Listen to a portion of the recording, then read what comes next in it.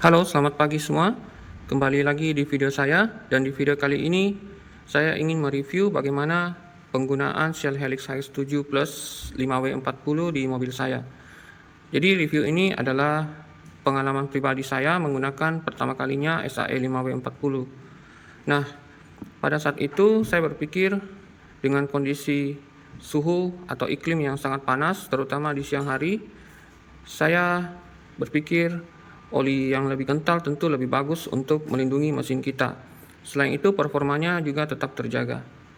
Nah, setelah saya menggunakannya sekitar kurang lebih 2000 km, saya merasa oli ini memang agak berat sedikit tarikannya, tetapi tidak seberat yang saya bayangkan. Dan itu pun setelah saya menggunakannya cukup lama, saya bahkan sudah lupa bagaimana impresi dari 5W30. Jadi kelebihan oli 5W40 ini, kita lebih pede walaupun kita menempuh perjalanan jauh, macet-macetan, ataupun di siang hari yang sangat panas. Berbeda halnya ketika menggunakan 5W30, memang tarikan terasa lebih ringan, tetapi khusus oli Top One Sensation ini, saya pernah memberikan impresi positif saya, tetapi saya lupa sampaikan di video saya sebelumnya, itu terjadi penurunan performa setelah pemakaian sekitar 2000 km.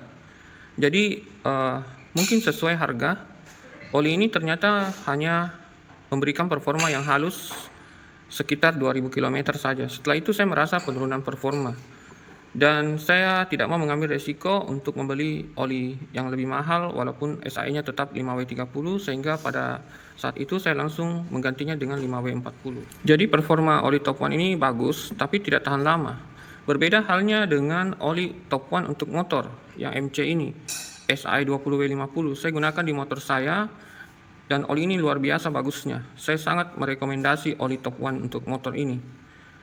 Dan sedikit bercerita tentang Top One, sekitar tahun 90-an, tahun 1990-an, itu oli Top One lah yang pertama kali memperkenalkan istilah sintetik. Dan pada saat itu oli-oli lain itu masih mineral base atau oli grup 1. Dan saat itu oli Top One sangat laris dan ada di semua bengkel-bengkel motor maupun bengkel mobil. Sangat mudah mendapatkan oli Top One, dan juga hampir semua user menggunakan oli ini. Merek Top One seperti memiliki daya pikat. Kata Top dan One ini ternyata membuat konsumen berpikir inilah oli terbaik, sehingga oli ini laris luar biasa, sangat menguasai pasar. Oli-oli lain tampaknya sulit bersaing dengan Top One ini. Bahkan kita sering melihat iklan di TV yang slogannya oli Anda Top One juga kan, dan bahkan dibintangi iklan tersebut oleh artis-artis terkenal. Namun karena ketenarannya, seperti pepatah, semakin tinggi pohon semakin kencang angin menerpanya, oli Top One diserang isu atau gosip yang tidak baik, yaitu oli sintetik adalah oli buatan dan bisa membuat kendaraan yang kita pakai itu mesinnya berkerak atau muncul sludge di dalam mesin, kemudian mudah menguap dan bisa merusak mesin. Logikanya pada saat itu kan banyak kendaraan yang menggunakan Top One, sehingga jika ada kendaraan yang rusak, pasti oli Top One dengan mudah bisa dijadikan penyebab atau dikambing hitamkan sebagai penyebab rusaknya kendaraan.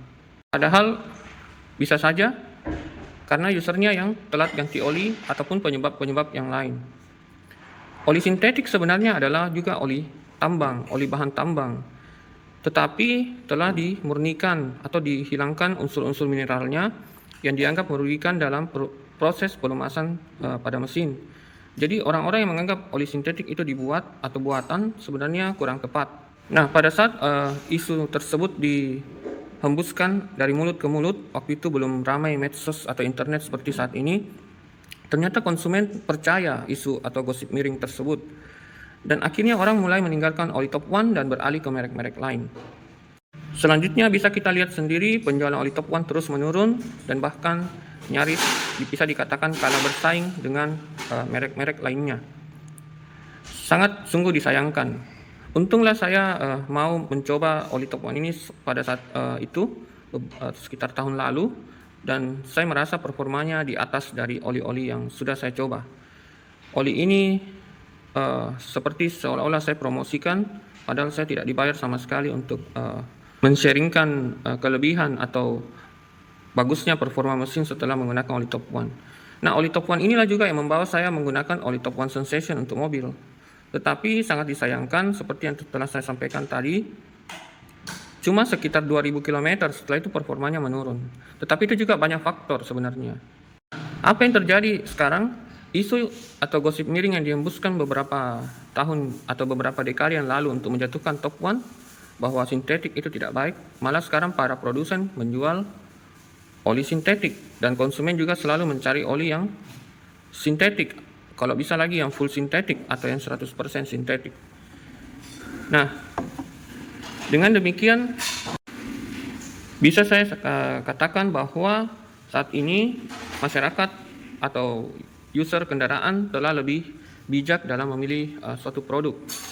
Kita tidak lagi mudah termakan isu yang tidak benar. Kita dengan mudah mengakses informasi yang mana yang benar, yang mana yang salah. Sekarang kita telah tahu oli yang terbaik itu adalah oli sintetik. Kalau perlu kita beli yang full sintetik. Dan orang sudah tidak lagi melirik oli-oli mineral, kecuali pada mobil-mobil keluaran tahun lama.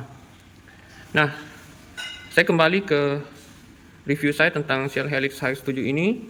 Jadi, kalau orang bilang tarikan terasa berat, mungkin ada benarnya, tapi saya sudah tidak merasa lagi setelah pemakaian cukup lama, karena feel 530-nya sudah mulai saya lupa.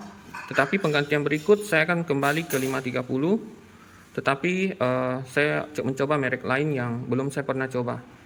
Dan semoga saya menemukan oli yang terbaik untuk saya pakai. Sekian sharing saya, semoga sharing ini bermanfaat.